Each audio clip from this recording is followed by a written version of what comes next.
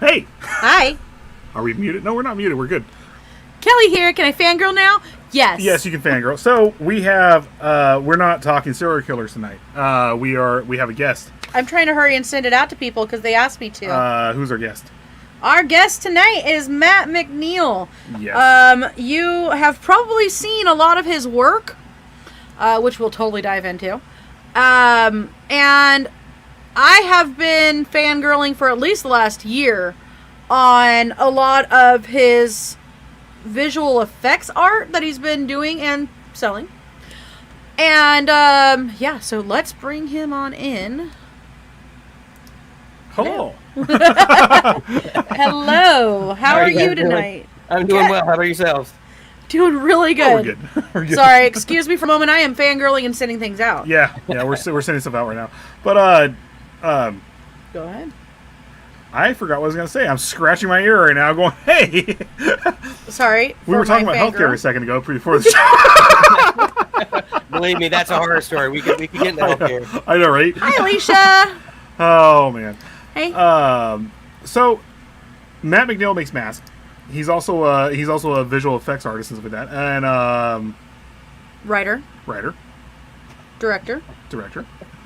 What am I missing? Lights and stage. I shoot, I edit, I produce stuff. I'm sort of jack of all trades, master of none. Maybe that might be the best way to describe it.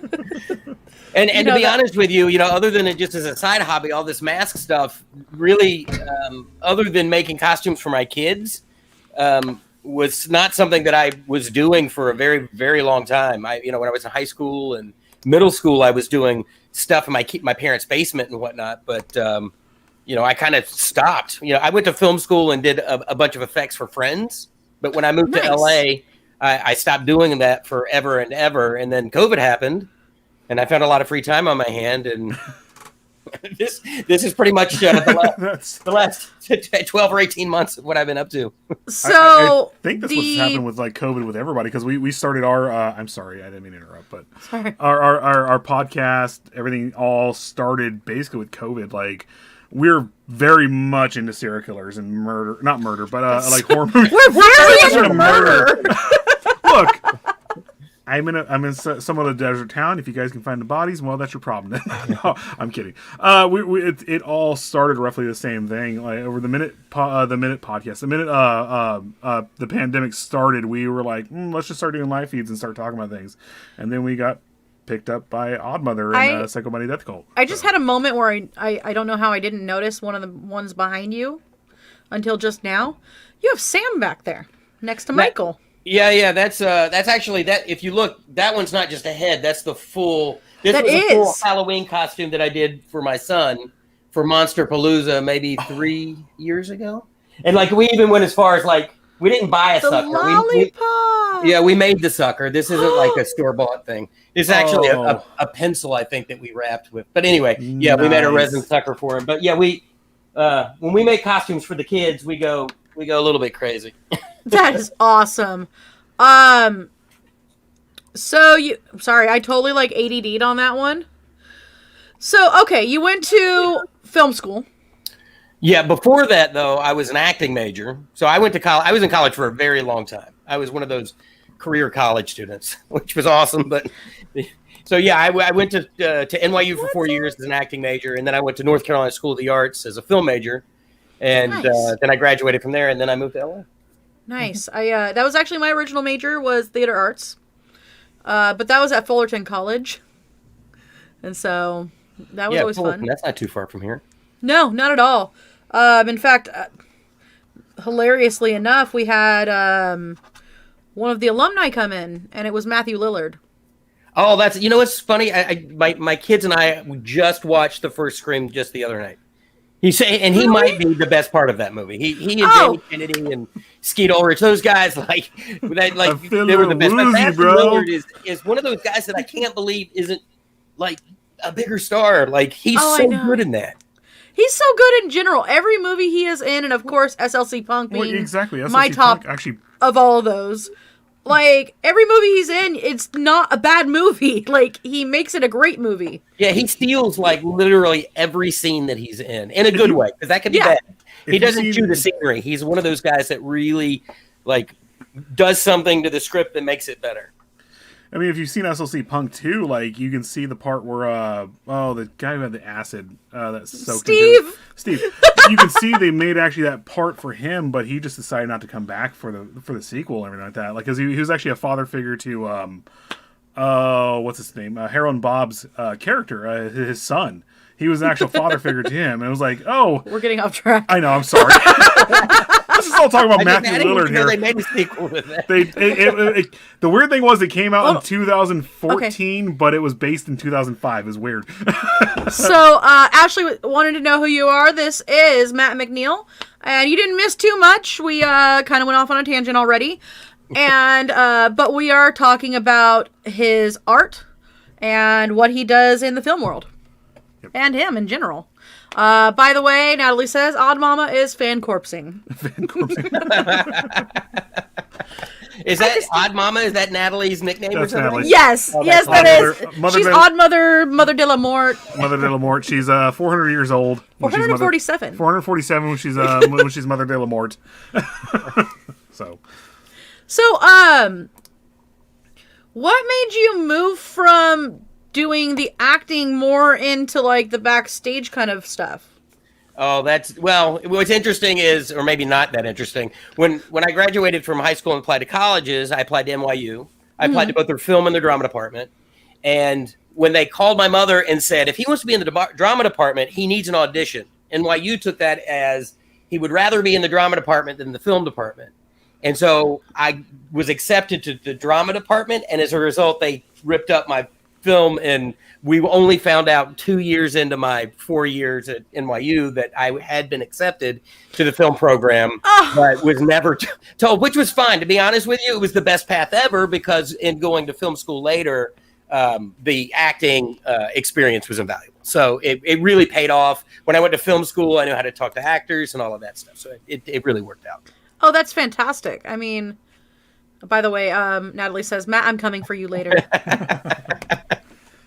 One of the things that I did learn is basically what you said right there, is being in theater arts, going into the drama department, when you do end up meeting people. Now, mind you, so my teacher was the lost another loan to Ditech guy. No joke. The who? Do you remember the Ditech commercials where that guy would be like, lost another loan to Ditech? Oh, yeah, of course. So, like, he was my teacher. We walk in the first day and he goes, yes, I am who you think I am. And I'm looking at him like... I have no idea. Who are you? Who are you? And then he said his line and a few of us kind of went, who cares? But that being said, because of him, we got to meet Matthew Lillard. We got to meet a few other people. And even though I had that who cares moment when I first met the guy, it did give you the opportunity to just realize they're people. Oh, sure. You know? Yeah. When you bring up the 10-10-2-20 commercials to the younger generation right now, who has never ever experienced collect calls. Oh, God. Ever. Oh, yeah, collect calls. That doesn't They're exist. like 10-10-2-20. Yeah, right. Don't even try to explain that. Oh, gosh. They're like, oh, that thing that Doctor Who's in? What is that? Oh, yeah. Phone buff? The phone booth, right? What? No, that's... Oh, you mean Bill and Ted. So, you said 2 years in, you realized that you had actually gotten accepted into film school. So was that kind of your turning point, going, why am I doing this? I need to go into the film school thing. No, what happened? I was always that kid that ran around the backyard with a Betamax camera on my shoulder. I'm dating myself. Making movies, and the reality was I could never find anybody in the neighborhood to be in my movies, so it was always me killing myself was usually the movies that I would make. So yes. I would make my own head, and then I would come in the room with an axe, and then I would chop, and then I would cut to the other side of the room where I would chop into a fake head, that kind of stuff. Oh, that's so awesome. Yeah, I have a bin full of Betamax tapes in the other room. If I could only find a player, I might actually transfer them, but those are expensive. But yeah, I can find them. Ridiculous. Don't get me started. That and SVHS. Oh my god. So yeah, no, that was sort of how all of that started. But I literally made a short film just to get into NYU and all of those things. But again, I was accepted to the drama program, not really told that I was in the film, accepted to film. But again, it sounds like I might be lamenting that fact, but the reality was the acting experience was one of those things for me that not only helped with the directing, but I also spent a lot of time later on, when I first started out in LA as a graphics designer, animator, and that kind of stuff. And the timing for acting is one of those things that translates very well to timing for animation, if that makes any like even for title sequences, you feel the beats, when things should happen, that kind of stuff. And so it really, really helped technically with things that you would never assume that it would help with. So for me, the acting stuff really has paid off in spades since that time. Sorry, our dog's barking in the background. Someone let off a mortar in our neighborhood right now. So Natalie's asking, did you use the classic cantaloupe for the head? I didn't. What I did was, and again, I grew up in North Carolina. We had no access to special effects, anything. It was trying to figure out how to do stuff all on your own. And what I would do is I would take a balloon, and I would fill a big balloon and fill it with as much plaster of Paris as I could. And then I would blow it up, tie a knot, and I'd swirl it around, and I would let it sit for days until it would get hard. And then I would then put that inside of, or then I'd carefully slice the balloon, and then I'd fill it full of latex bits and fake blood. And then I'd turn it upside down, put a face on it, and then, when you chopped it, it would break apart. And what was nice was that plaster of Paris kind of looked like skull. So that's awesome. It worked out really well. So my parents were very concerned about me for quite a while. And then they sort of realized that, this is all because of the movie stuff. He wants to be involved in, I have every issue of Fangoria from the beginning. I have every issue. My God. Yeah. Every issue. Yeah, but I will tell you that there's a large swath in the middle where I pulled out the Scream Greats posters and put them on the wall of my bedroom so they're not mint. We did the same thing with our records because we're huge into vinyl. Like we have a huge amount of collection of records, and our room's dirty right now. But if you could, we pulled out posters from there because some of them I actually want to put them on a wall, but at the same time, like a couple of them, like no, let's just keep them in with the record, and not mess them up because they're still worth $500 right now. Oh yeah, no, it's I could kick the 13-year-old me for putting that Tom Savini. Poster on the wall, but at the same time, it's like I had to, it's like, so I don't regret it, but now that there's a value to this stuff, you're like, at the time, you're like, I'm going to pull it right out of the middle of the magazine and put it on the wall. I am completely with you because I'm one of the biggest Godzilla fans ever, like from the Showa era, 1954, all the way up, and I've gotten original releases when I was a kid, and I was just like the VHS sleeves, everything like that, just like messing with them, all this other stuff. And then when I got older, I'm like, if I could just go back in time and tell myself not to touch that. Right? You know what? It's like, now that I've got kids, it's one of those things that I would go buy a bottle of fake blood, and I would always wait for the perfect moment to use it. And literally 20 years later, I have that same bottle of fake blood, and I never would let myself use it. And so I've now subscribed to the whole theory, particularly with my kids. A toy never played with is not a toy at all.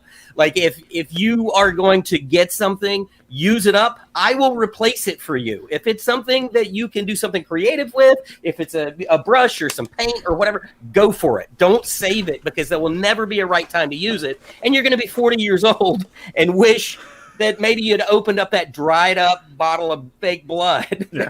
I have to bring up Grimlock.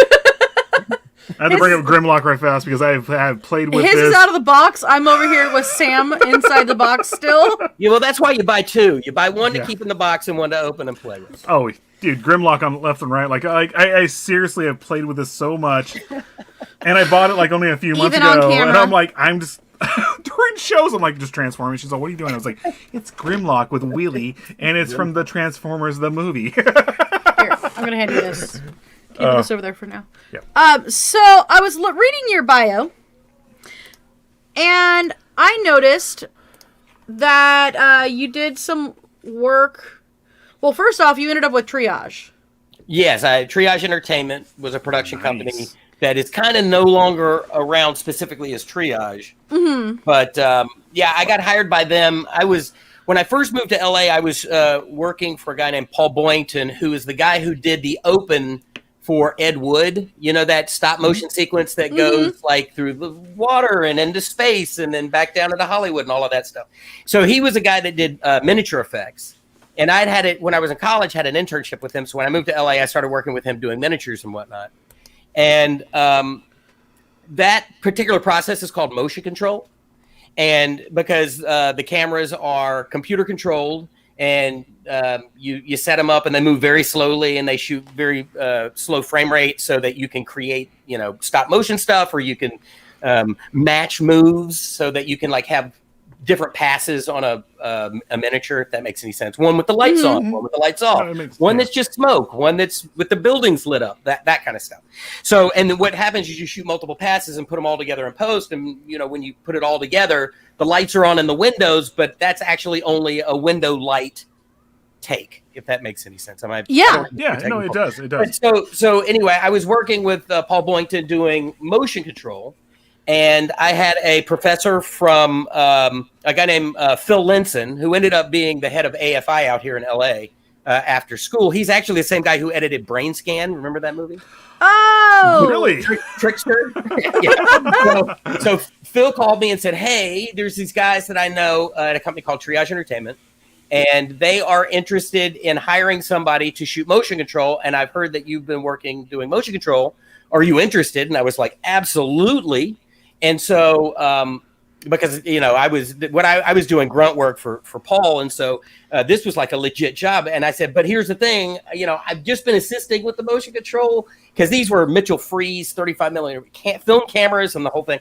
So it was very complicated, and you needed camera operators and ACs and all this stuff to operate that stuff. So anyway, I was like, "Yeah, I'll go talk to them." And they said, "Okay, great." So they sent me to the corner of Ventura Boulevard and it was Ventura and I'm going to forget, right there at the 405 freeway. But anyway, it was this skyscraper. I look up, there's like 30 floors. I'm like, how in the world is there a sound stage on the 12th floor of this building? That is the coolest thing ever. Welcome to LA. So I get on the elevator, and the guy that interviews me, and I guess he felt like I was qualified, and he walks to a door. And I'm looking at this door on like the 7th floor, and there's like all these Avid editing bays and stuff. And I'm like, I can't not believe that there's a sound stage on the 11th floor. He opens his door, and it's literally a broom closet with a camera on an animation stand looking at a table. And I'm like, what is this? He's like, well, this is motion control. This is what we do. And so I was like, yeah, I think I can handle this.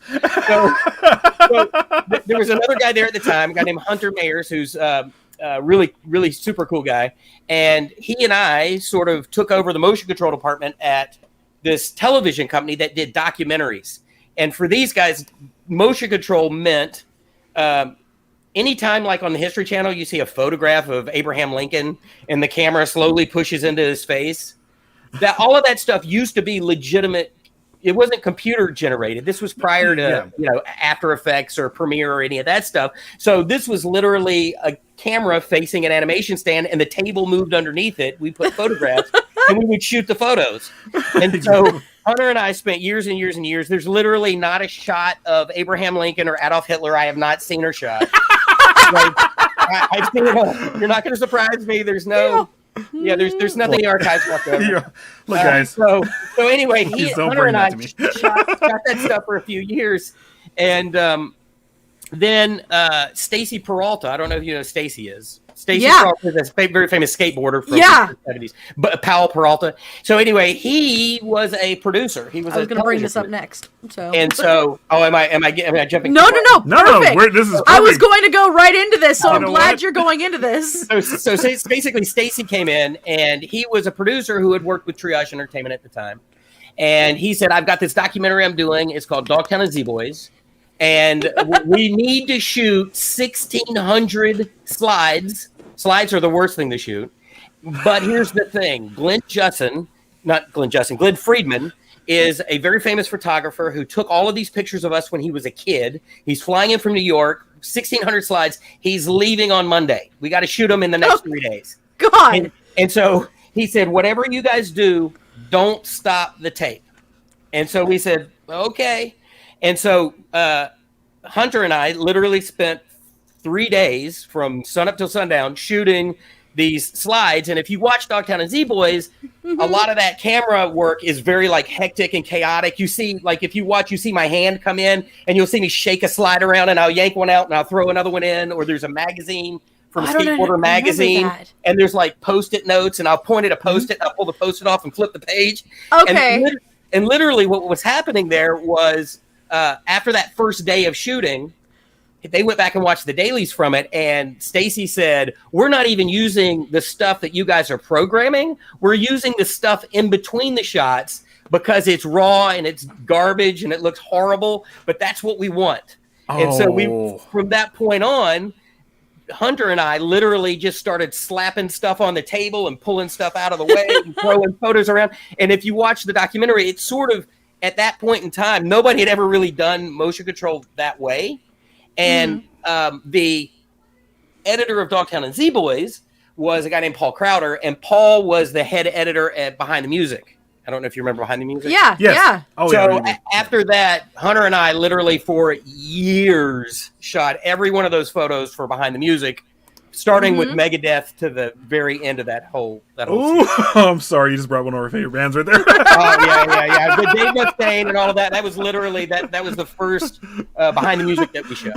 Yeah. So anyway, it was one of those really weird moments in time where like if you wanted time to shoot motion control with Hunter or myself, you would have to book us 3 or 4 weeks out. Every other house in town you could get time right now.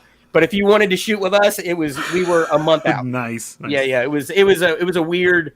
It was anyway. But it was really, really interesting that sort of things played out that way. You moved up pretty quickly though with that. You became the head of the department. Well, it wasn't. No, it was like Hunter and I were the department. Like there was a guy that would schedule us, but we were the guys that were shooting it. So if you wanted to shoot motion control, Hunter or I were the guys. Now. And you guys don't know this because this isn't any of the bio stuff, but when Hunter left, I had to replace Hunter. And so I said, who do I remember from film school that was a really great director, had a good eye, was really, really smart, talented, and somebody that I really don't mind spending 8 hours a day in a room with. So I called my friend, Danny McBride, who is the Eastbound and Down. Yeah. Oh my God! I didn't.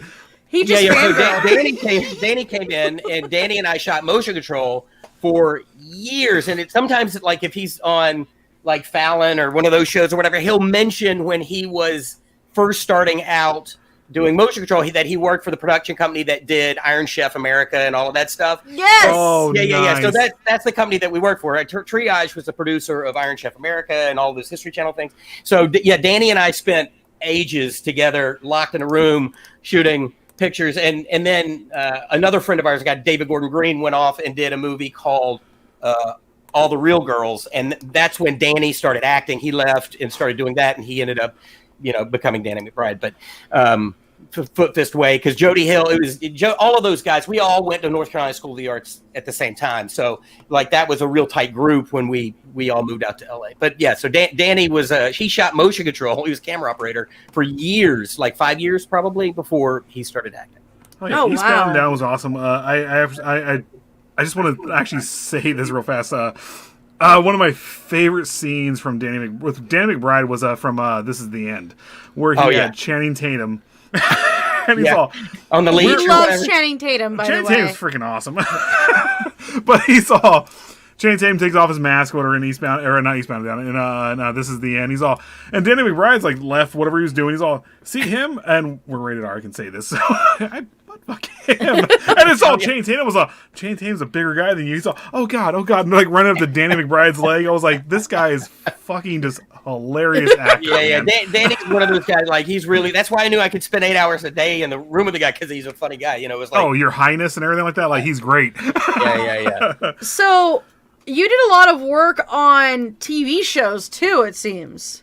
Yeah, well, most of this stuff was TV shows, particularly at the beginning, and throughout mostly. I mean, it's TV is certainly a much steadier gig than film work. I did freelance on some features and stuff, but freelancing is, it's like when I first moved out to LA before I started with Triage, like somebody would call me like, do you know, they called me like, you don't happen to know somebody who's a first AC, do you? And I was like, I'm a first AC. And so I would go and like wing it, like fake it. Girl, me. Yeah. No, I worked on a movie called Chuck and Buck, which Mike White, was in School of Rock. He also wrote School of Rock. Anyway, he was in that movie. So like I was first AC on that. I did. I was a gaffer I was a best boy grip. I had no idea what I was doing on a movie called LA Gang Godfather. I'm sure you've heard of it. I'm kidding. You've never heard of it. I'm sorry. The way How do you like my look? Where I was like, yeah. I've heard of LA Confidential. If you have anything with LA Confidential, I'll tell you that right now. I'll talk about that right now with you if you want. Why did my brain go to Kabuki Man, NYPD? Oh yeah, there you go. Sergeant Kabuki Man. It was probably not much better than that. It was actually Steven Seagal's production company, and Glenn. What's his name? It was the African American guy in Speed that was driving the Jaguar. Oh, you know what I'm talking about? Anyway, he was the lead in that movie. But yeah, so I did a bunch of movies that nobody ever saw, and then I realized that if you wanted to get a steady paycheck, you go and work in TV. That's pretty much it. So, well, with working in TV, I mean, like you said earlier, there isn't a picture of Lincoln or Hitler that you haven't if there's a History Channel documentary, I was going to say History Channel. At one time, literally, we figured it out because, you could figure out I could shoot about 30 pictures an hour. And if I was booked 8 hours a day, and the time that I was there, I probably shot over 30,000 photographs. Oh, my God. It's insane. Okay. So what we're doing when we're done here, we're going to go to the History Channel. We're going to go watch this stuff. I'll be like, hey, we know who did that. Hey, we just talked to the guy who just did this. So here's one that's actually a great one to watch because right when motion control, like After Effects became a thing, like almost overnight, and people started realizing that you could do camera moves on photographs digitally, right? It still didn't quite have the same feeling, but you could do more things with it. So we did a documentary at work called Comic Book Superheroes Unmasked, and it was a History Channel thing. And so at the time, what happened was they were literally like, our schedule went from completely booked a month out to crickets. And so I had to go, I got to keep a job. And luckily, I had a background in 3D animation. And the people at work said, we need somebody to start doing title sequences. And so I started doing title sequences for TV shows. And then when the sort of change happened over to from practical camera stuff to digital stuff, I was able to make that transition. So I ended up doing all of this, what we call Kid Stays in the Picture. I don't know if you remember that documentary. It's a documentary. If you haven't seen it, it's awesome. But I don't think I've seen it. They did an effect, and you see it everywhere now, but at the time it was the first time anybody had ever seen it, where they would break photographs apart. So that what would happen is you take a still frame and you would put it I know what you're talking about. on layers, and the parallax, you would do a camera move on it, and the background would move somewhat independently than the foreground so that it felt like there was some depth to a photo. Nice. So anyway, I didn't know After Effects, and it was a really complicated program at the time. But I did know Lightwave 3D, so I was faking After Effects in literally a practical 3D animation program. But if you watch that show, Comic Book Superheroes Unmasked, we did a ton of really cool, like not only digital stuff, but then I also had Danny. It was Danny that did it. We would print out multiple versions of the same comic book cover, and I would have him take an X-Acto knife and cut out like whatever superhero it was, and then we would put him on different planes of glass on the animation stand, so that when we did a push on it, the background would give you that same sort of depth of field. Anyway, I'm getting too technical, but you're fine. You're fine. I'm digging it. I'm actually about to get technical too, because like what it sounds like is what you guys started. What you guys pioneered and everything like that actually evolved into what we try to do. Well, what I try to do. Well, no, what you see on TikTok and stuff like that, where like people like take different they can actually 3D their images and all this other stuff, and like actually it went into like apps and everything like that. Like you guys were like the pioneers of that. Yeah, we were right when that sort of practical to digital sort of thing happened, and then since that time, I've learned to use After Effects. So I don't spend a day that not in After Effects at some point. It's insane because like thinking about everything that you guys did. Everything that you guys did is everything I'm trying to do. Like when I make a promo for whatever I'm making, is I'm trying to just do it on the phone and stuff like that. Like, it's insane. Like, and you guys are like the absolute pioneers of that. I have a question. So sorry. No. I see Lionsgate, and Lionsgate is one of the ones that did Saw and all that kind of stuff. What kind of stuff did you get to do for Lionsgate? I'm trying to remember. Yeah, that's like we did. What did we do for Lionsgate? I'm trying to remember. There was a documentary. It wasn't anything interesting like you're thinking. It was one of two things. It was either an EPK, which is a electronic press kit. So we used to do all the stuff for DreamWorks and all of that. Like anytime that you saw the making of Shark's Tale, like all of that animation for the behind the scenes stuff, I would do, 3D bubbles and, that kind of, or the making of The Terminal, that kind of stuff. So I like my graphics reel is full of like DreamWorks behind the scenes things. Mm-hmm. And I bet you that the Lionsgate, it's been so long since I made that resume, was probably either an EPK or it was a documentary. We did a documentary that was really interesting, and it was about how the Vatican had hidden something about Jesus's crucifixion or his death. I was this crazy. I remember this. And the guy that came in was literally he reminded me of Richard Attenborough from Jurassic Park. He was a British guy, and he would always talk with a very hushed tone. It was really, really kind of funny, and that might have been the Lionsgate, the connection. So yeah, unfortunately, it's nothing Saw related. I honestly no, it's not. Saw. Oh, I figured it probably wasn't, but I was like, hey, Lionsgate. Right. Look, everything going on here. Did you ever work with Carrie Ellis? I freaking love Carrie Ellis. I have not. Kidding, no, I'm kidding. I guarantee you that I did shoot some behind the scenes thing that he was involved with, but it was only if you say crush right now. If you absolutely say the crush right now, I will be like, okay, Christ, this guy's that rocks. It's brutal. That's a big cut right there. That's a good one. Right. So, let's see here. I want to touch base on a friend of yours if you'd like to. It's up to you. Yeah, we can go there. Totally up to you. We were like going back and forth. It's a friend. We were going back and forth, being like, should we do this? I know this is based on him, but you know what? He's also one of my favorite comedians. Oh, are you a fan? Oh, yeah. I'm a huge fan. I've been watching. We haven't mentioned yet. I've been watching for a minute.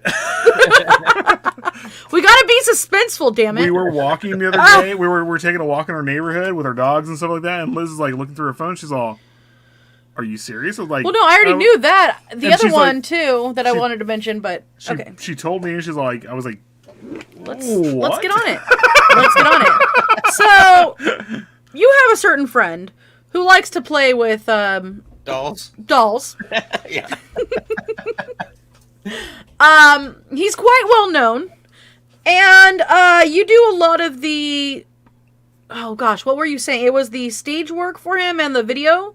Well, it's one of those things that it's hard to explain exactly what I do with him. But when he got his star on the Hollywood Walk of Fame, in his speech he called me his Swiss Army man, because we were somewhere earlier in the week and somebody asked, well, who is this guy that's with you?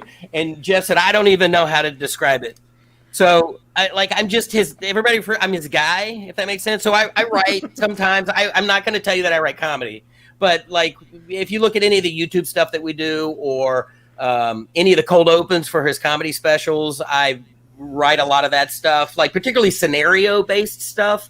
I try not to do jokes. He hates it when I write jokes.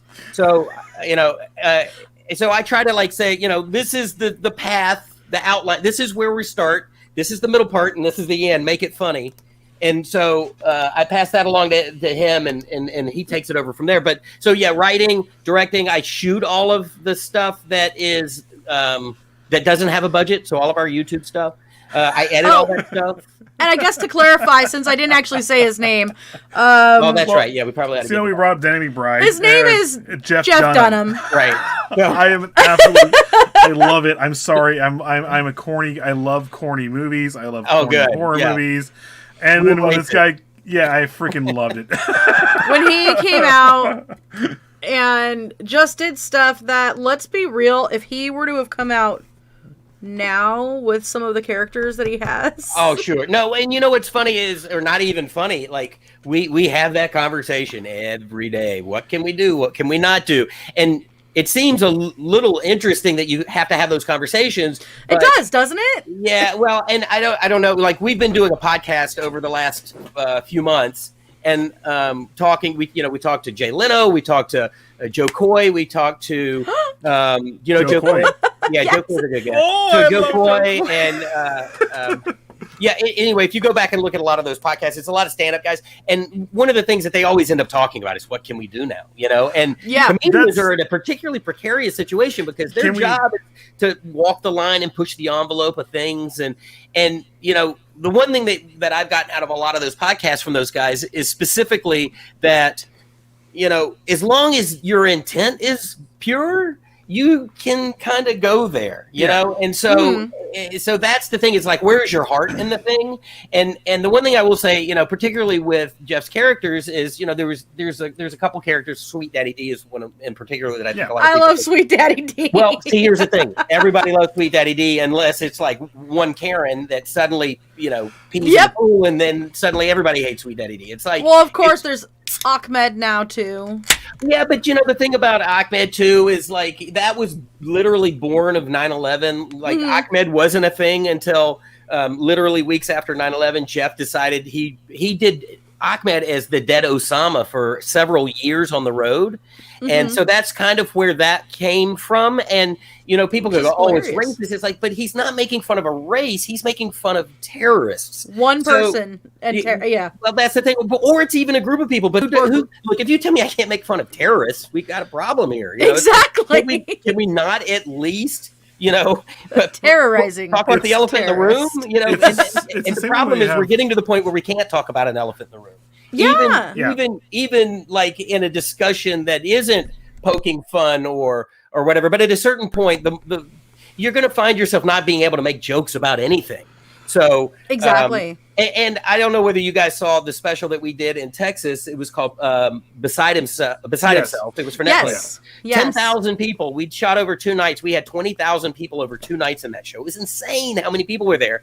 And there's a moment in the special where Jeff says, the producers and the people, the higher ups, have said, shouldn't even do this character, but I'm going to take a vote. Do you guys want to see Jose Jalapeno on a stick?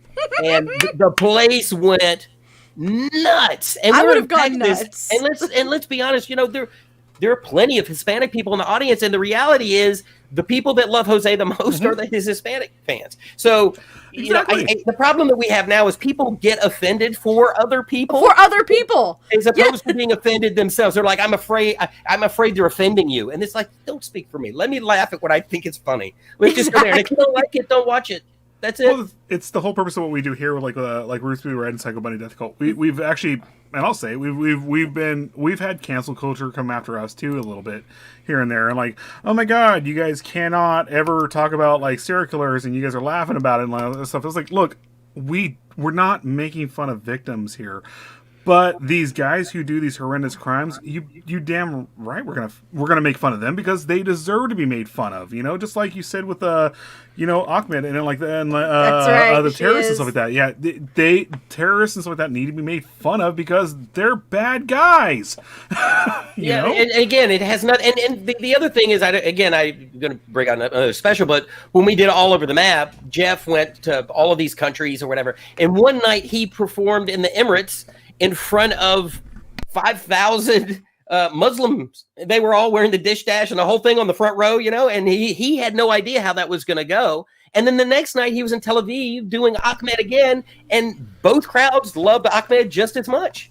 So, Jeff literally is the #1 comedian in the Middle East. Yeah. That's awesome. And Fluffy's #2. I don't know if that's Fluffy, but oh God, I love him. He's actually, I think one of his big starts was actually here in Bakersfield. He's the from Fox Theater, right? Or he's from his family, I think, is from. I'm thinking he's from Los Angeles, and he lived here for a little bit. But one of his big shows, he actually came here to the Fox Theater and actually did a whole show here as one of his live Comedy Central shows. And that was actually produced by Levity Entertainment, which Triage became. And that's how I know. That's how I met Jeff, was through Levity. And that's how I've met Gabe and all of those guys. Dude, Gabriel Glace is one of those guys too. He's Pablo super Francisco? awesome. Pablo Francisco. Oh, dude, I did Pablo. I've spent some time with Pablo. Francisco. Yeah? Yeah. You know that Ouch DVD cover with the foot on his face? Yes. I took that movie photo. guy. The movie guy. The movie I guy did that DVD intros. cover and all of the animation. And the other one, what was the other one? The one where he's like leaning forward and he's got the baseball hat on and it's like very like stylized. I can't remember the name of the show. Anyway, I did all the graphics for that too. But, nice. Yeah. There's also other one Pablo's hilarious. On the resume that I saw that I kind of was like, oh my god, Craig Shoemaker. Oh, you know what's funny is that Craig Shoemaker Datitude. Do you know that special? Yeah. Okay. The house that he's standing in front of is my house. Oh really? Really? It was photoshopped, but yeah, I did the composite for that and took the photo. That's my daughter's tricycle out front. And he's standing there with a hose. That's my hose. Yeah. Craig's a good guy, too. I guess we're going to bring it on into masks. Well, yeah, now that we have that's what we're here friend for. here right now. So, real fast, before I bring one of our friends in, Ashley asks, nice masks behind you. Did you make them? I did. Yeah. I made all of these guys back here. Some of them are full costumes. The Annabelle is a full costume that I made for my daughter. Oh my gosh. And then the Sam is a full costume. Like, he's even got his little burlap hoodie. I don't know. Whoops. I dropped my light. Hold on. Uh-oh. I'm going to bring in Odd Mother while we... it's Annabelle. It's all Annabelle. It's all Annabelle. I never mentioned her. Here we go. Hold on. Here we go. What just happened? Oh, my light fell over. This room's usually not red back there.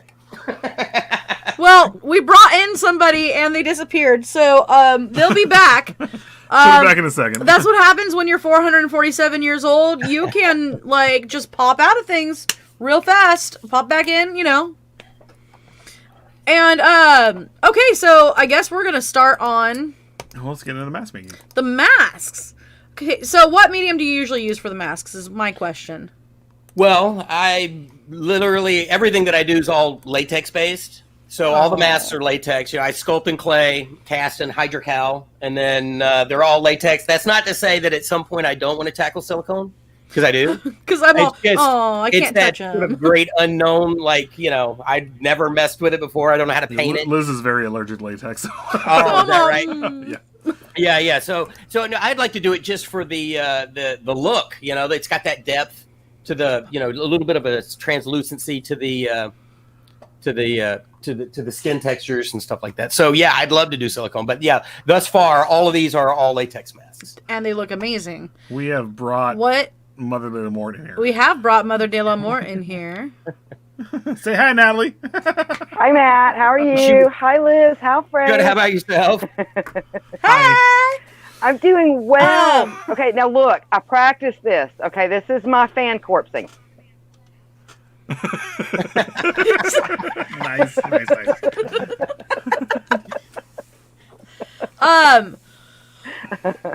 I guess another question is, and I feel like I might know the answer on this, but what has been your favorite piece to work on out of, these? Wow, that's tough. Each one I sort of set a challenge for myself, and so it's hard for me to say which one is.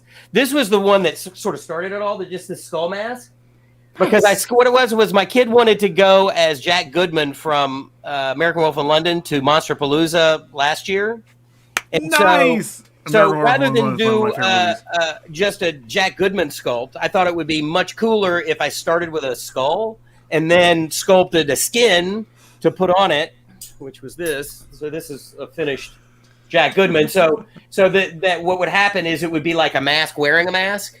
Oh, that's so cool. So yeah, this was the first time I really ever attempted. And the other thing is, I don't know if you want a story, but Jordu Shell, who's a Always. really famous mask maker. Do you know who Jordu Shell is?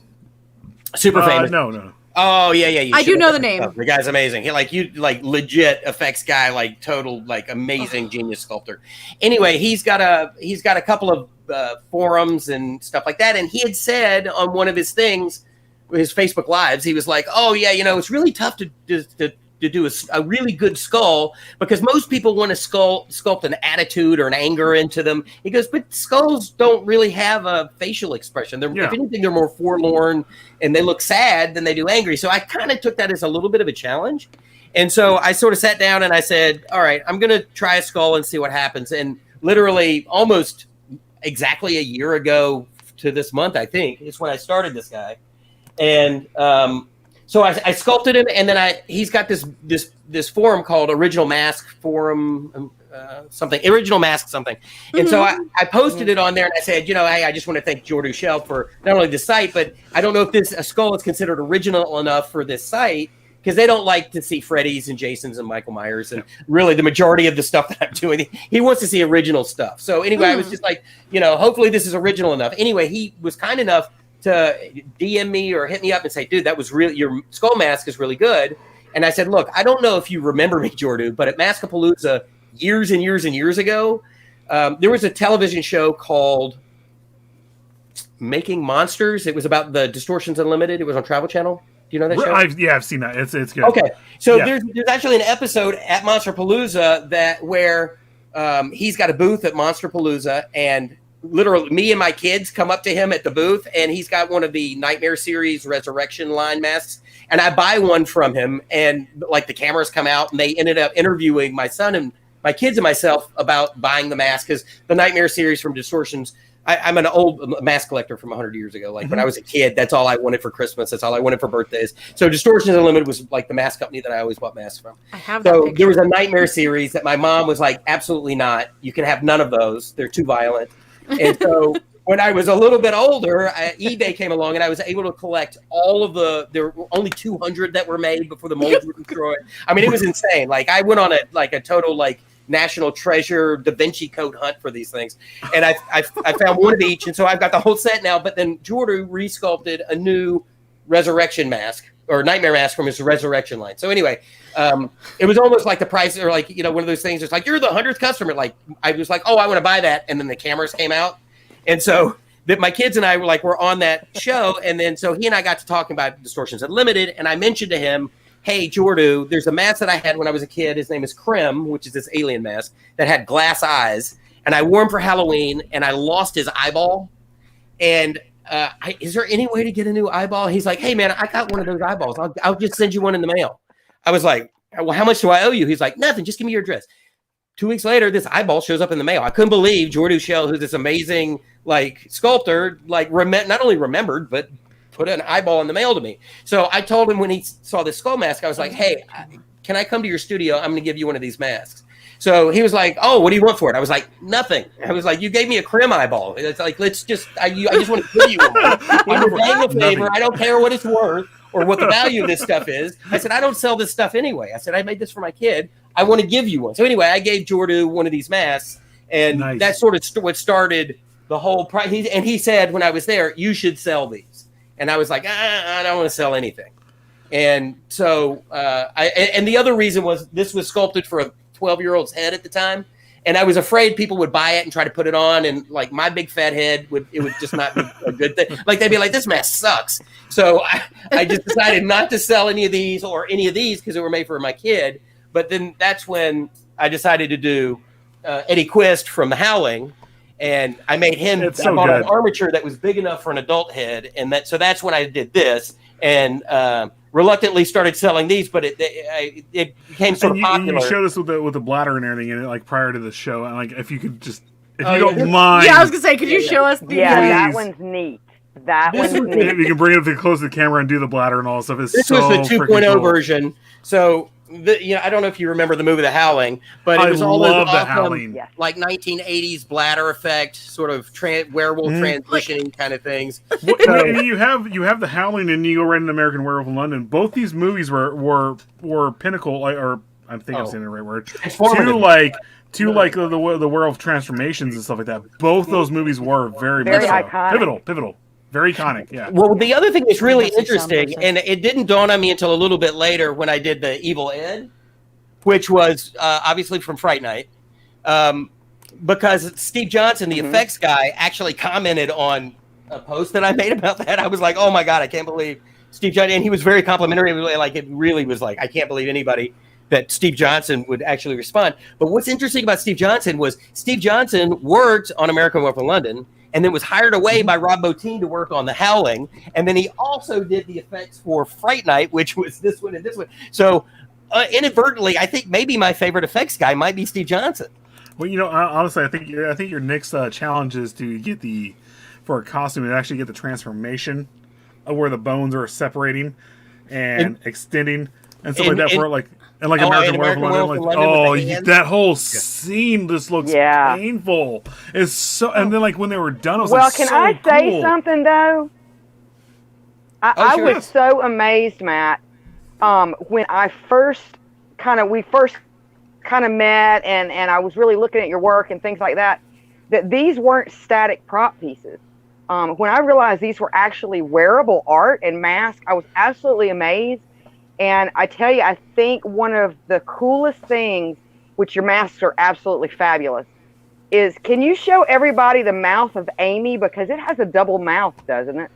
It does, yeah. I'll show you this. Here's the one thing I will tell you about Amy. This is number one. This is literally the first time really anybody's seeing. Yeah, that's literally this very one. And I haven't even glued her eyes in yet, so her eyeballs may fall out. Oh, poor Amy.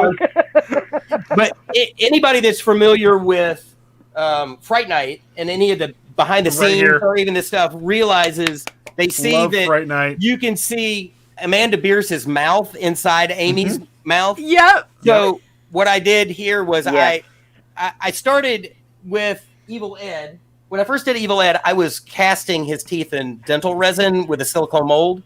And I would run 20 teeth and get 6 that would work. It was such a giant pain in the butt. And then it occurred to me, since I had some 3D animation experience and modeling, that maybe I should model this stuff in 3D and buy a 3D printer.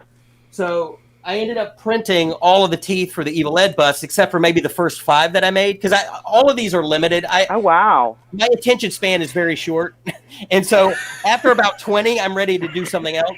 And so I make 20 and then I move on. And I promised all the collectors that buy this stuff, I'm not making more than 20. That's it. So if 20 is sold, I'm done. That's it. I can't do it anymore. We're moving on. How long does it on average take you to make a piece, just out of curiosity?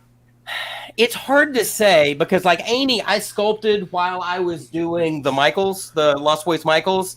So I can't really tell you how long it took in regard to because I didn't set a schedule. So there's overlap, I guess. But once I have a mold made, it takes about a day to get a latex pull out and foamed. Because most of these are foamed. You mentioned wearable art. What's very interesting is my background with this stuff is wearable Halloween masks. So my first inclination with the skull was everybody's gonna be pissed off because everybody's gonna want to put it on their head. None of these guys put these on their heads, and the majority of people want them foam filled anyway. So could you wear an Eddie Quinn? Absolutely, you could. Would you wear it? Probably not. And so for me, it was one of those things where I just started moving into the whole idea of these display masks. But again, any of the stuff that I'm doing on these larger armatures is big enough to wear. But I digress. So I get back to Amy. If you look at any of the behind the scenes stills, you can actually see the actress's mouth inside of Amy's mouth. Yeah. And so with the 3D resin printing, look at the drool. Yeah. So what I've done here is I printed an inner mouth to not only show what would have been seen on set, but also for me, the thing that I really like about this, and I probably will do moving forward, again, another challenge I set for myself, is I like the idea that there's more depth to this. So, there we go. You lost an eyeball. Yeah, it's okay.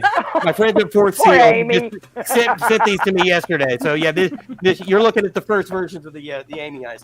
But But yeah, just to sort of create that sort of replication of depth there, because for me, I like the little weird details. You know what I mean? Like I like to sort of try to find the thing that I can obsess over a little bit. And a lot of people sort of ask about this stuff, and I'll tell you, I'm probably more just persistent than I am talented. So it's one of those things. It's like if there's something like a detail, I just won't give up until it's ready, and so I just keep going and going and going. Right. But to answer your question about how long does it take, I usually take orders 5 at a time, and I can make 5 masks almost in the same time that I can make 1 mask. Nice. So, well, because if I'm mixing red, it's like I might as well do red on 5 masks. And so it's not really an assembly line, but it does sort of get that way, and it allows me to maximize my time. And, one of the other things in the mask collecting world is like you hear these horror stories about guys who send a deposit and they don't see a mask for 2 years. And so for me, like I generally only take your money if I'm ready to work for you. And then 3 weeks to a month later, unless I'm waiting on eyeballs or hair or something, you're going to get something in the mail. Like I don't want to sit on people's money. I'm not that guy. I don't sell promises. So when I pay for something, I expect you to send it to me. So that's my whole philosophy behind this stuff is I try not to make people wait. So yeah, I tend to work very quickly. And as a result, I do 5 masks at a time. One of the actually, right. Well, I'm sorry, go ahead. No, go ahead. Sorry. And Natalie, I have to ask you, is this makeup? What are you, is this like a whole, is it a mask or makeup? What? No, this is who she Matt, is. what are you talking about? I'm sorry. She's This 450 is Mother years de old. l'Amour. She's 450 years old. She's 447 years old, thank you. No, it is. It's resin with makeup.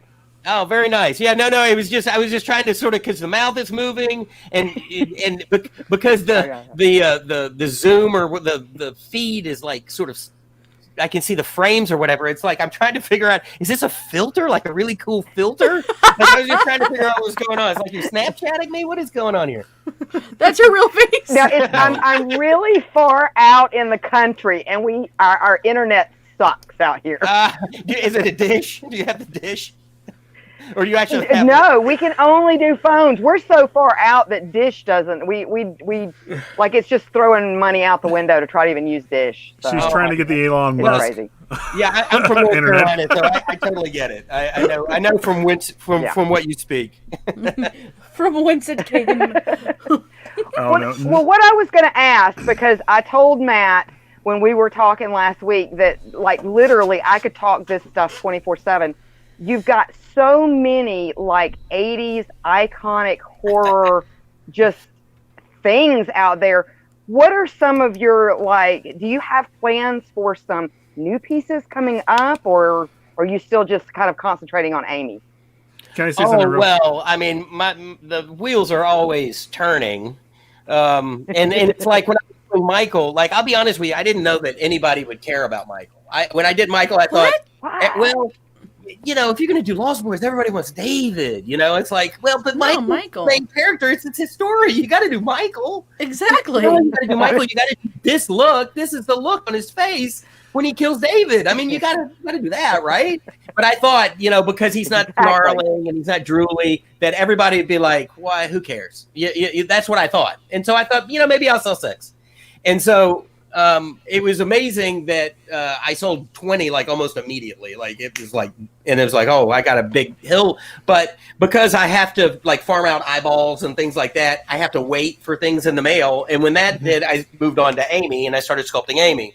So right now I'm in the process of waiting on eyeballs for Amy. So who knows? I'll probably start on something very like today. I was in the garage and I was like, I can't just don't start something new. Just don't. You've got 15 because I already have 5 of these gals painted, but I do have to punch. I'm hand ventilating the hair. I don't know if you know what that is. I'm literally weaving the hair into lace, one hair at a time. Oh God! Oh my God! Just for the widow's peak. Some people can do that. I don't have the patience for it. I do a lot of my hair on my artwork the way that you did it on Evil Ed. Oh yeah, glue, just the glue, and that can work too. But the thing with the Evil Ed, at least And even Michael, you could glue that wig down and then just augment it on the sides or whatever, and it looks great. But it's because the hair hangs in the face. But Amy with this widow's peak, I didn't want that glue. You know, I knew that I had to do something else. Yeah. And hair punching, forget it. I can't. It's not. So I bought a hook and I sat down in the garage and made myself learn. And, you know, I can actually do about, 2 wigs in a sitting over about 3 hours, maybe an hour and a half. And so, but just, I just do the hairline and the widow's peak, like everything else can be glued, but it's just the stuff that you see. But it makes the ventilated hair makes such a difference. I mean, it is like, I don't know that I could ever go back as the problem. It's like, it looks like it's growing out of the mask, which is amazing. Oh, exactly. Yeah. So it looks great. with the eyebrows, I thought, I can't just lay the eyebrows in. So I tried to ventilate some eyebrows and they were awesome. And then until I decided to trim them, and then they just went. And I was like, yeah, that's not going to work either.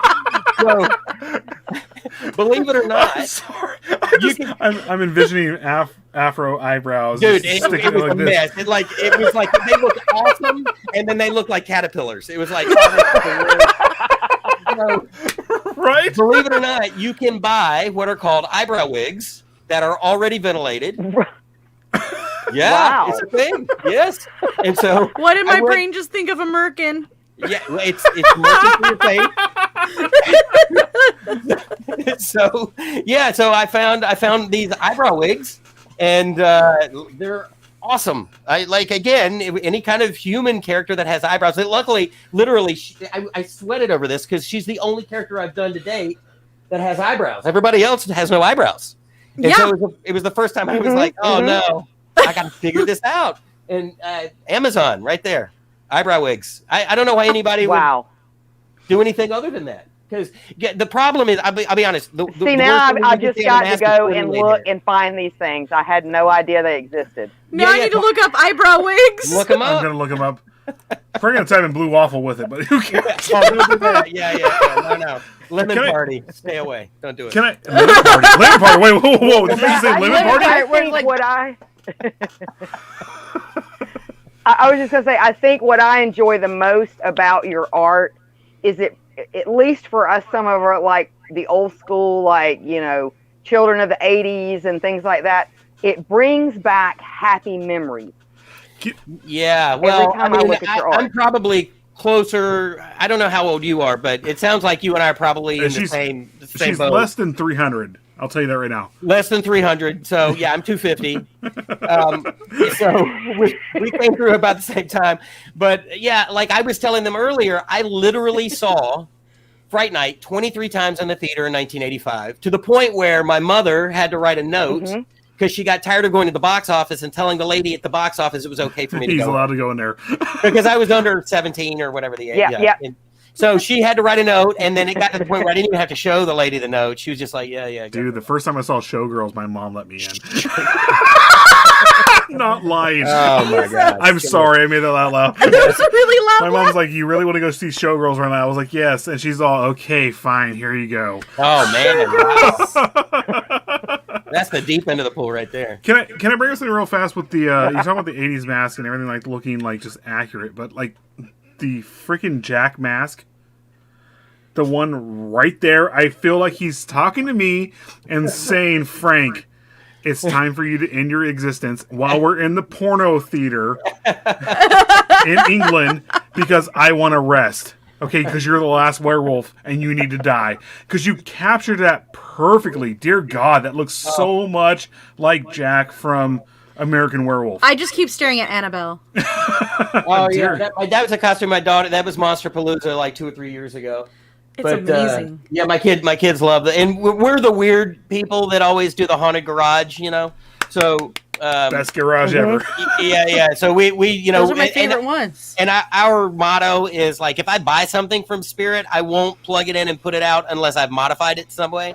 So even if it's a thing that exists, we turn it, we corpse it out or we do something to it so that it's not like, oh yeah, I was at the mall and saw that yesterday. It's like we try to do something a little interesting with it. We saw a Krampus last year that actually did not need to be touched. I want the It was Krampus. Krampus. It was Krampus from the movie. Because I was going to put it out from and it was Halloween to Christmas. It was straight up Krampus. Oh, that's awesome. Yeah, no, some of that stuff that they do is really pretty good. It is. But yeah, like for me, just for my street cred in the neighborhood, I try not to put anything out that I just pulled out of a box. Like either I have to paint it or put some blood on it or do something. All right. Oh,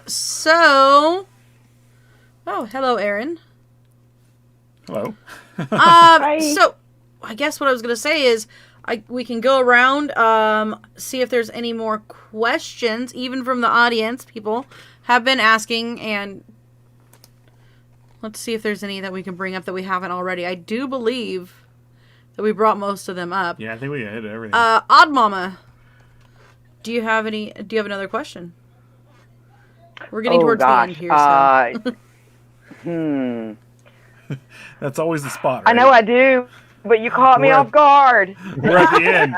What do you got to Matt, say? I just want to say, Matt, I really appreciate your art. I really like it. Yes. Oh, thanks. Well, I mean, the one thing that you sort of touched on was, like, for me, all of this stuff is about the memory of the thing.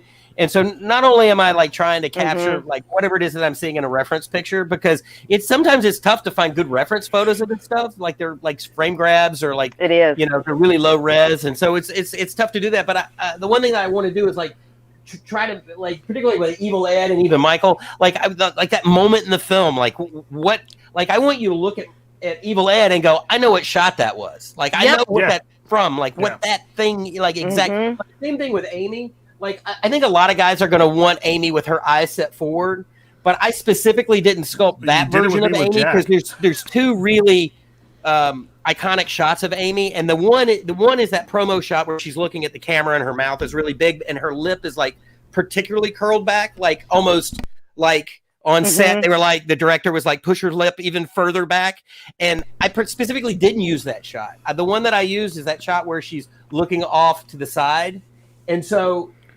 In my, I always keep one of these for myself, but the version, the shot that I'm using is going to be, in my eyes, for my copy, is going to have her eyes looking down and to the left, as opposed to straight forward, because that's the shot, that's the moment in the movie that I want. So that's, that's the thing, is I try to be not only loyal to the character, but like to a moment or to like that memory that character gave me at the time, when I was 14 or 15 years old in the movie theater. So we do have a question actually from people watching here. Aaron asks, what's the darkest mask you've ever made? It's probably not a mask, but I did a makeup of my daughter for Monsterpalooza, and then for a couple of subsequent Halloweens where she was Reagan from The Exorcist. Oh, nice! Yeah, wow! I wish I should have sent you that. She really got into character, but she like her face, at that age a couple of years ago was really kind of perfect for it. And I don't know if you know what Tinsley transfers are. Do you know what those are? Yeah. So we use the Tinsley transfers, which are those sort of pre-made scars, but they're not, they're Pros-Aid based. So that when you blend them in, like the blending is all really, really good. And, we got her fake bangs and we soaked her hair and we did the whole thing. And even to the point where what we did at Monsterpalooza is we made her costume so that it had fake shoulders and fake hands that were behind her like this, but they were facing the right way. And then I made knees out of pool noodles so that when she walked backwards, they would poke the dress. Oh my God! And so her head was on backwards, and so when she walked, it was like this. The back of her head is what you would see, and it was like this thing of hair. And then she would turn her head like this, but her hands would be on your side. And so yeah, that was probably the darkest. Even though it was sort of movie related, it was pretty dark. So and she was like 12, so it's like making my. That's the right age to be Reagan right there. And my last name is McNeil, so that's also pretty creepy. So you already answered this question, but I wanted to bring that up. Do you do it based off of a person's face or from a picture? Yes. So the answer is yes. So what I'll do is, like, particularly with Evil Ed and even Jason Patrick, not only will I find the shot that I'm looking for from the movie, but then I'll try to find any other reference particularly profile shots, like what do their ears look like and what is their hairline specifically on this side. So that I try to, like, the one thing I'll tell you, like, I never knew that I could do likeness sculpting until all of this started. Like, that was nothing that I'd ever tried. The one thing I would tell you is that with the most important reference pictures are generally profile pictures. If you can sculpt the profile of somebody, the rest of that stuff will fall into place because you're so used to looking at the front of somebody's face. And eye distances and things like that are relatively the same. You know what I mean? Give or take, but depth of eyes and length of nose and, you know, where does the mouth sit in relation to that stuff is all very important to what the front of a face looks like. Exactly, and you can get something that looks great from the front and then you turn it to the side and you're like, this doesn't work. So you're better off starting with a side profile. So the short answer is I find headshots, stills from other movies, you name it, whatever I can get my hands on. I do have a question. Return of the Living Dead, the barrel skeleton. Have you ever done one of those yet? I haven't, but I loved that movie. That was another one I probably saw 15 times in the movie theater. When that movie came out, I was a huge fan. Huge fan. Yeah. There's a lot, you know, there's a lot of makeups in that movie. I'm trying to think. Was that Steve Johnson too? I think it was. But there's a lot of makeups in that movie that are like brilliant, like just total really cool gags. The old lady on the gurney with the screwdriver in the head and all that. I mean, there's just, and the my favorite scene is when the cops show up and they eat them, and then the one zombie gets in the more cops. Yeah. The first time we ever really heard a zombie talk, but I was cool. Yes, I'm down. Send more we were doing a Fright Fest for a minute here on every Friday night. Fright night. Sorry, we did a Fright Night fest. Fright It was a Fright Whatever night. We were doing horror movie nights. Horror movies on Fridays. And then our other guy, Cemetery Joe, took over doing the horror movies and stuff like that. But that was the first movie we put up, and no joke. Nope. I'm gonna say it. The first movie we put up was The Cabinet of Dr. Caligari. No. Yes. It was the first movie we put up that didn't get popped for nudity. We put it up, and in the minute the punk rock chick, white. Well, she did a punk rock. It was straight up boobs. Yeah. Wait, are you talking about Trash? Yeah, when she was doing her punk rock chick stuff. Oh, Trash. In the cemetery, and then she came through as the evil, gonna murder everybody zombie and all this other stuff. And I was like, and we're like all three of us. Like I think it was Liz, me, and then I think Tom from Tom's World. We were all watching this. 4 of us watching this, going, it's about to get taken down. Boobs! It's about to get taken down. It's about to get taken down. And it didn't get taken down. We're like, dude, we succeeded. We beat Facebook algorithms. Yeah, except for that one movie. God, what was that one movie called? The nipple filter didn't catch you. It didn't catch it. There was a movie that we put on, and I was getting really into it. I was really digging it, and now I can't even remember what it was called. Oh. But it was like it was almost B-movie, horror movie. It was B-movie. Oh, but it was so great. And then they get to this one scene, and it's like there's a lot of mutants within the movie. And this lady that was holding people captive takes off her clothes. And it was the most grotesque, obviously fake titty. I was like... that I've ever seen, but we went, oh my god, we gotta take this off because there was nipple and everything, and we were like, ah! Now I need to know what this movie is. I can't remember. I don't remember. It was Scourge. No, it was. I think it was a trauma. I think it was a trauma. No, one of the too. lesser known traumas. It was one movie. One of the funniest things, though, I'm texting Oddmother going, I forgot about the booby shots in Return of the Living Dead because I was like, dude, they're great boob shots. I forgot. And then I'm texting her going, well, I guess we're just going to let this run and see what happens here. And then nothing happened. That one movie we didn't get popped for. So, I'm sorry. I didn't mean to digress on myself. Ashley has a few questions. One of them being, what is the most notable job you've done, and what is the job that you're most proud of? I'm assuming she just means career-wise job? Yes. Yes. The most notable job. Well, I mean, you know, this last special that we did for Jeff for Comedy Central was the last-minute pandemic holiday something.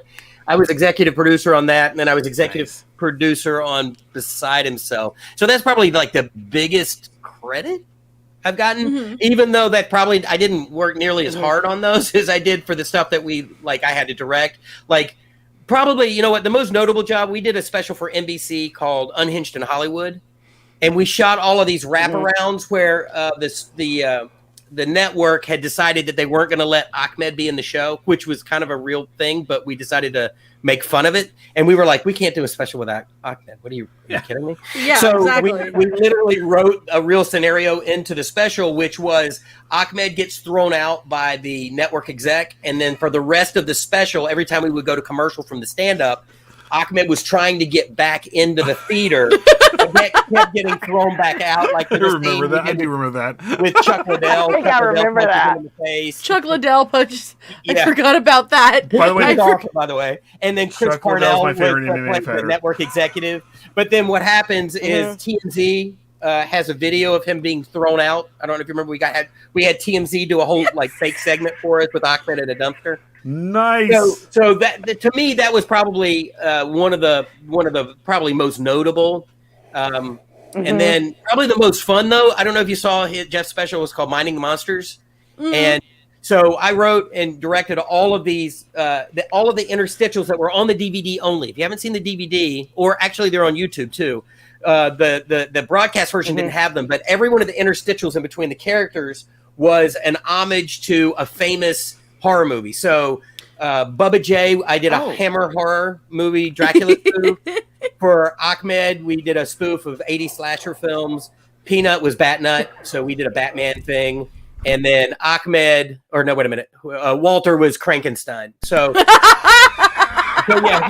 you go back and watch those, we had a lot of fun shooting those because, because Jeff's a big sci-fi kind of horror guy too. And so, he and I have a lot of that in common. So we had a lot of fun, not only with those interstitials, but we shot that special in Savannah, Georgia, and going to Georgia and shooting all that stuff was a lot of fun. So, I would say a lot of the Jeff Dunham stuff is probably the most notable and some of the most fun. Look at this. Ashley says that her dad was in Night of the Living Dead. Was he a zombie? We will find out. We'll find out. Ashley. So, just to let you guys know, Siren is Ashley. We are interviewing Siren tomorrow night. She is a horrorcore rapper. And she's pretty badass, honestly. Yeah. She actually... Oh, here we go. He was just a zombie, but he got to stand in for actors, etc. He didn't let me watch it till I was 14 because I was a kid and I was terrified of everything. Yeah, but he let you watch it when he was 14. You had a cool dad. That's pretty great. Yeah, right? I think a lot of kids were 20 before they see even Night of the Living Dead. Maybe not these days, but when I was coming along. Liz, you and I had a conversation yesterday. I had an art teacher that literally almost got fired for showing Night of the Living Dead to his, honor students or whatever in middle school. I think that was. Oh my goodness! Yeah, we I was talking to, actually, Odd Mother down here actually interviewed that same teacher that I was telling you about. On Wednesday, Robert. His name is Robert. Yeah. He showed us the cabinet of Dr. Caligari. Yeah, I have an issue trying to. I always call him Mr. Brown. She's all, and I'm like, it's really difficult not to call him Mr. Brown. And she's all, I should call him something else. I'll call him Roboito. I was having problems because I want to be professional and be like, so Robert, and I'm like, Mr. Brown. It is professional to call your teachers like the teachers you actually really cared about. I couldn't do to it. Keep calling them there by Mr. Brown or Mr. whatever or Mrs. whatever. Yeah, it's like you can't call him Randy. That would be no. Right? I kept going, so there's a question for you. I can't say Robert. I was having such a hard time. But no, so he actually showed us the cabinet of Dr. Caligari, and it was a Christian school. Oh, wow. Yeah, that's... Yeah. Yeah. And, I mean, it depends on how Christian, but yeah. Oh, it's a Lutheran school. Strict. Yeah. But the thing about Caligari, I mean, again, my film nerd's going to show, but, there's a lot to take away from that movie. Yes. It's beyond anything that's... It's avant-garde. It's... Anybody that's looking for something satanic in it is looking for something satanic. Oh, exactly. Right? Exactly. Everyone else is like, I just want to watch the movie. Exactly. There's something going on, Satan here. artistically in that movie. shadows there's so much going on. Exactly why he showed it to us, actually, was because of the art value of it. And apparently, like, when we spoke about it, like, recently, he was like, I'm glad at least one of my students gathered that it was for art. And that it was for me showing how they created this art in such an amazing way. Especially at the time, yeah. Exactly. I was going to say, was it 1922 or 1920? Yeah, 1920. Yeah, it's ridiculous. Yeah. Like, how many movies were made before that? Not a whole lot. Yeah, exactly. And then everything was set to a tilt, and just everything being set to a tilt gave it that much more of that creepier. Fell off a cliff or something like that. Like no, that's walking on top of the houses. No, but they actually were doing that, whereas they didn't. Oh, sorry. Go ahead. You give me the look. Go ahead. Oh no, I was just gonna say. I just thought it was really neat that everything was like to a tilt, and everything being slightly off is what gave everybody that kind of like feeling. Like almost a vertigo you would get in some instances. With, well, the thing to consider with that as well is, like, 1920. It's like with Edison's Frankenstein was 1915 or 1919. Like, the movie camera had not been around that long, and I can tell you right now, making a movie 10 years ago was a giant pain in the butt. Can you imagine how hard it was to make a movie? Oh my gosh! And put things at a tilt and do all the things they were doing in 1920. Like, it's like, here's this new thing. It's called a paintbrush. Yeah, you know what I mean? It's like, what am I supposed to do with this thing? Rocket ship to the moon. Yeah. Milieu. Yeah. Well, actually, I mean, watching that one even. We just watched the new Mortal Kombat today, and like... Oh, how is it? Good? Okay. It was good. It was good. It was hokey. It was hokey. I'm going to take my kid in the theater room in a minute. We're going to watch that.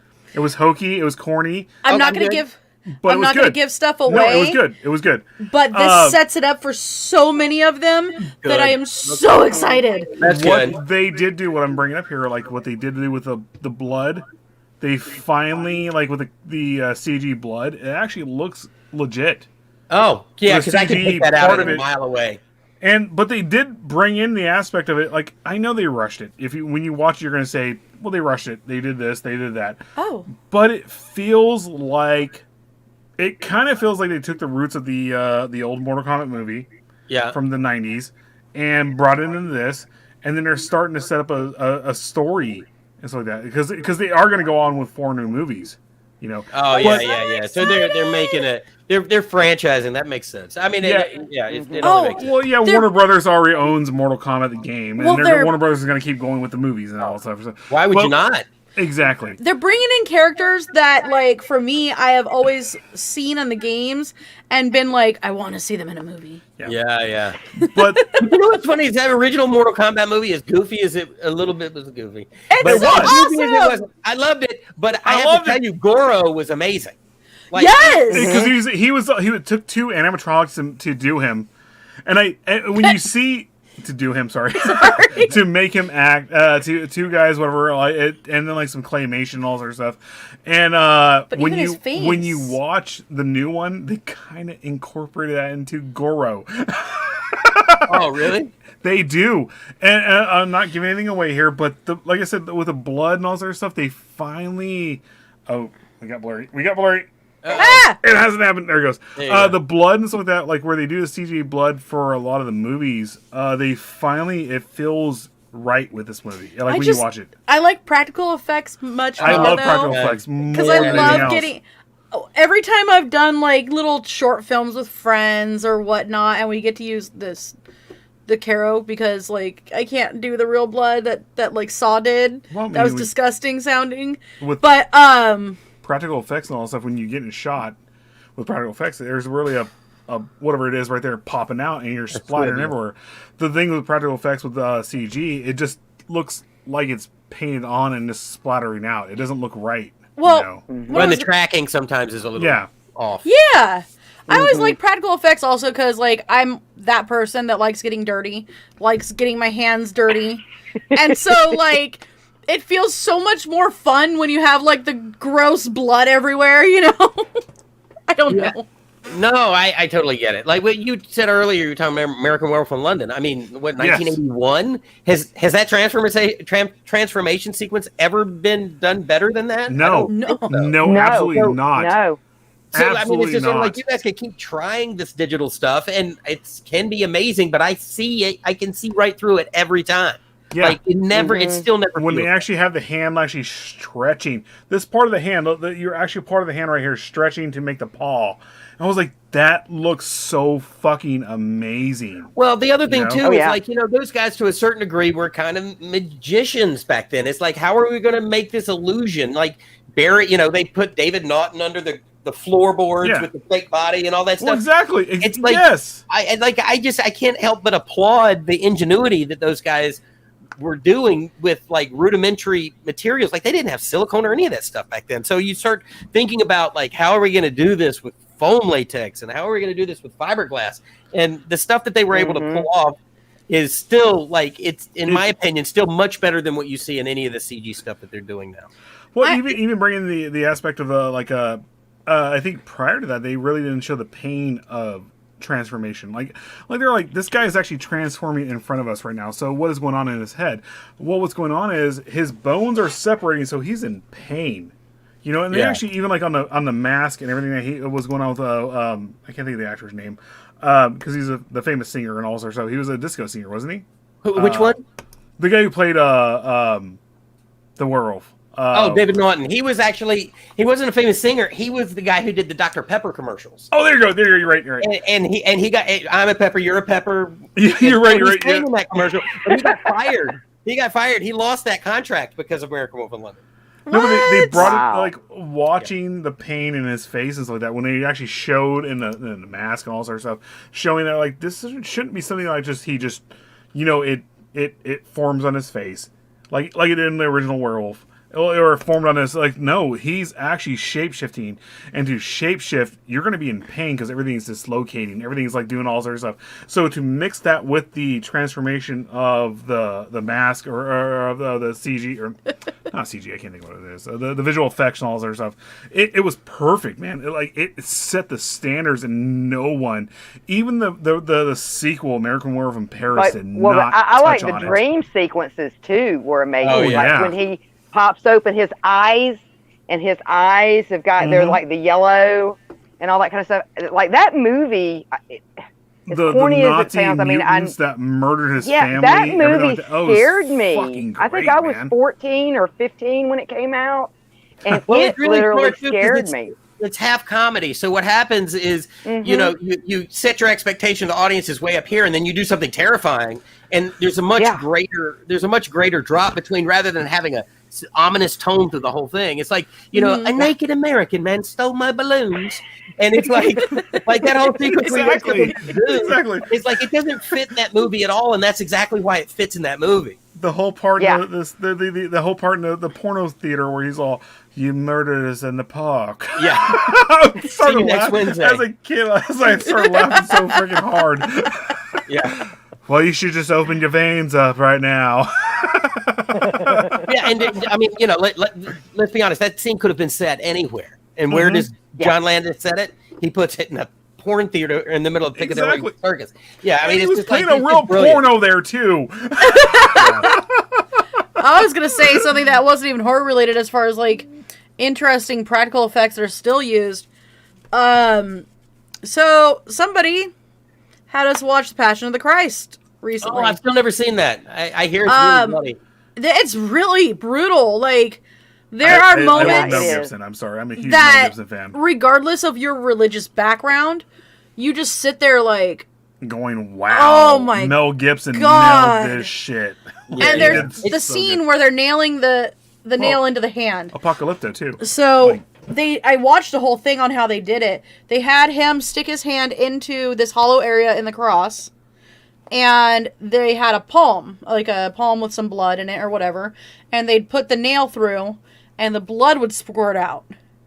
And the way that they managed to do it, because you could still see his fingers, right? Oh, so he was able to move his fingers there. So the way that they did it, it was so realistic that you were sitting there like, well, I mean, even like shit. Even when what's it? Not Guy Pearce.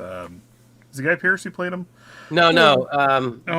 Caviezel. Yeah, Caviezel.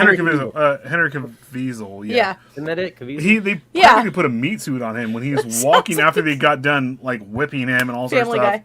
And he's just bleeding everywhere. His ribs are showing. They put this whole suit on him. It was impressive. Impressive, absolutely impressive. Yeah. And I like how that's kind of like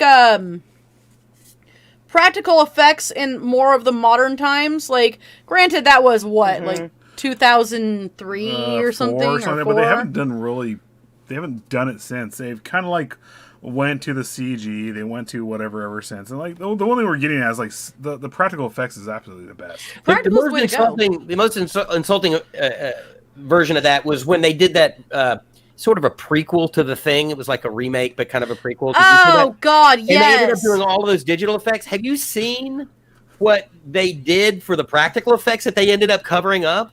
They are amazing. Look on YouTube. There's a behind the scenes. Oh my God, they have those scenes. And they show you the puppets and the stuff. I think it was Amalgamated Dynamics that did all the effects for that. Mm-hmm. You will be angry that they even would consider covering that up. Like, this stuff is so good it almost looks like CG. You're like this.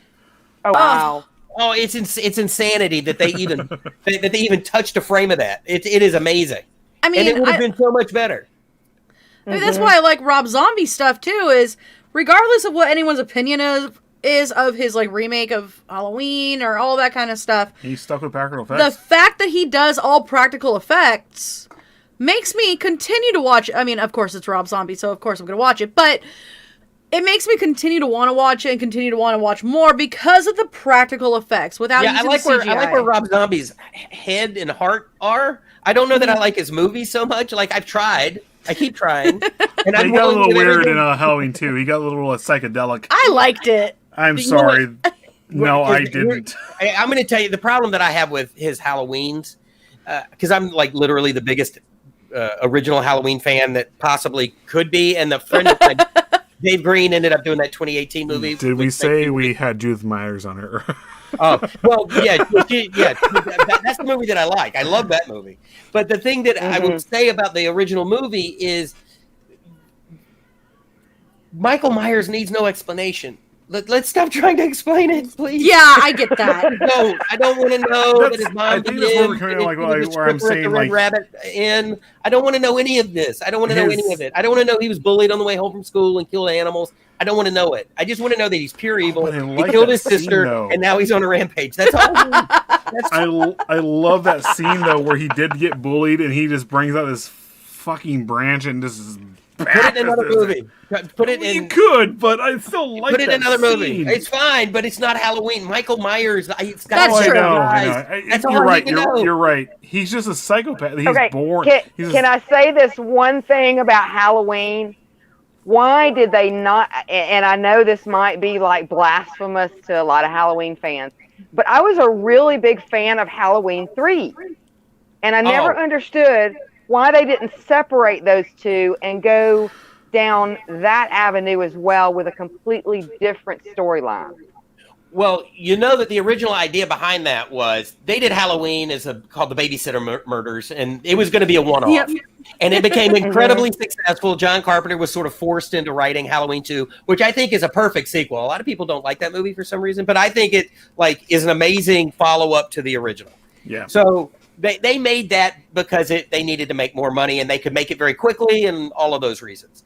The idea behind Halloween, and the reason that the first Halloween wasn't called the Babysitter Murders, which is what they originally intended on calling it, is because they wanted to make a series of unrelated horror films called Halloween. And so that's why Halloween 3, Season of the Witch, is completely unrelated. And at a later point, didn't they try to say, or maybe even in Halloween 3, they tried to tie I thought they had a commercial on TV or something like that. It was like something along those lines where it actually did link it. Well, they tried to make the guy that ran the mask company somehow related, or there was some kind of weird relationship thing they tried to reconcile later in the series, which again they should have never done. It's just don't. The weirdest shit they ever did was a Halloween H2O where he was at the boarding school.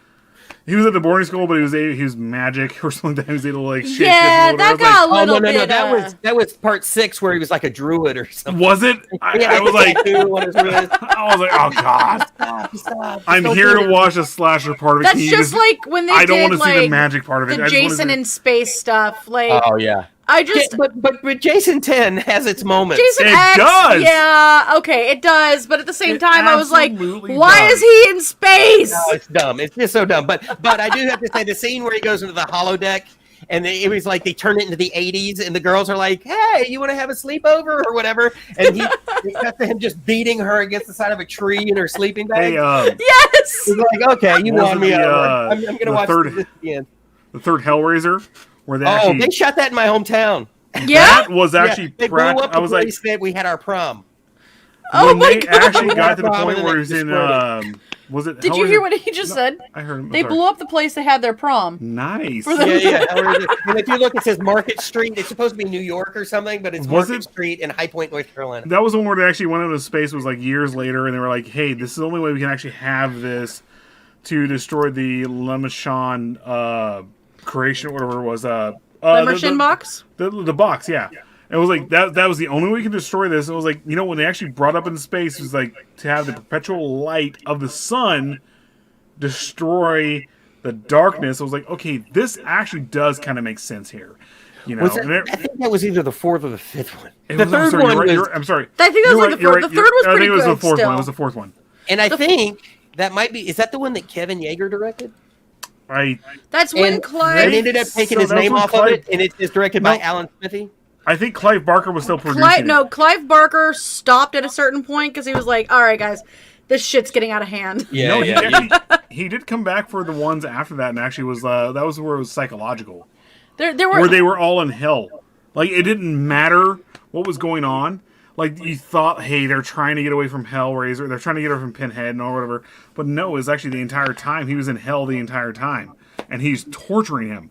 And that was the one, I think it was the 4th or 5th one where they brought Chatterbox back.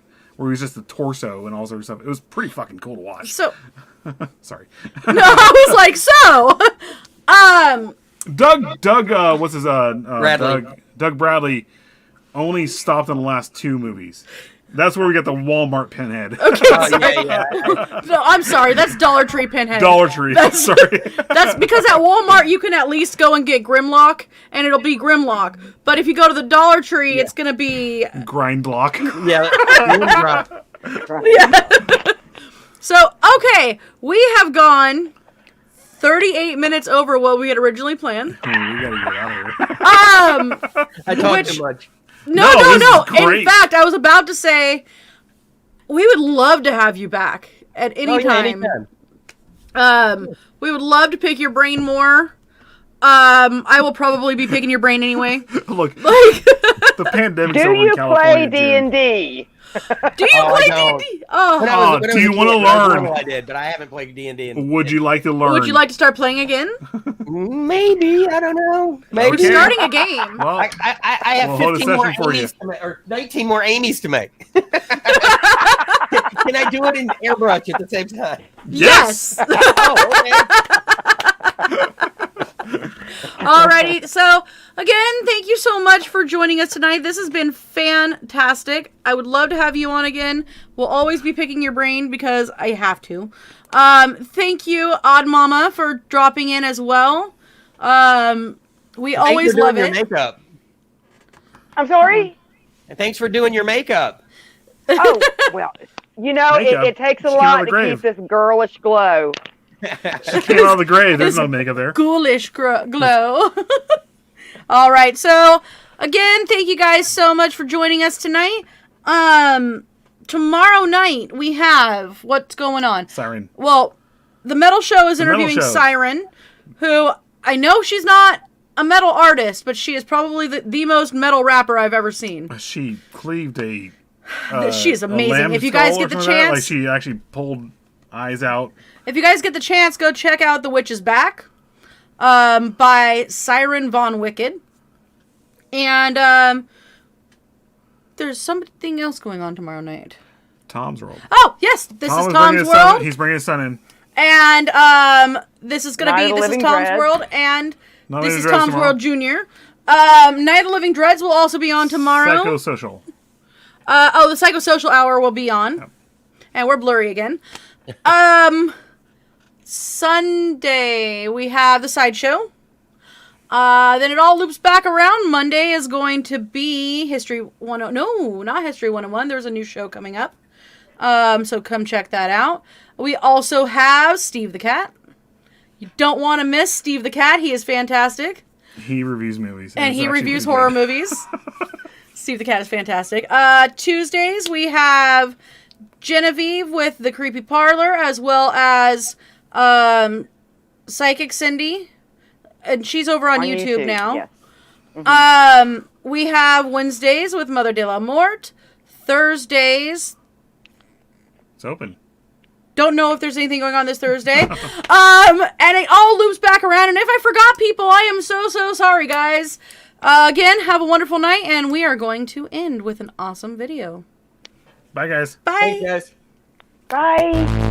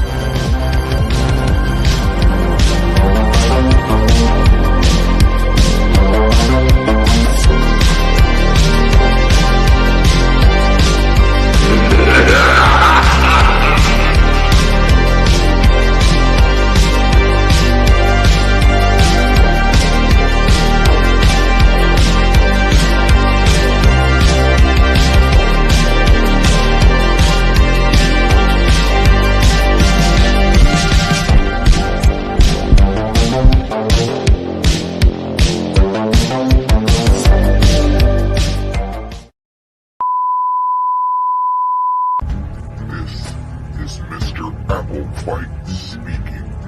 There is nothing wrong with your device. Join me here on Psycho Bunny DC. A delightfully dreadful consternation of horror content. Enter your head and free your mind.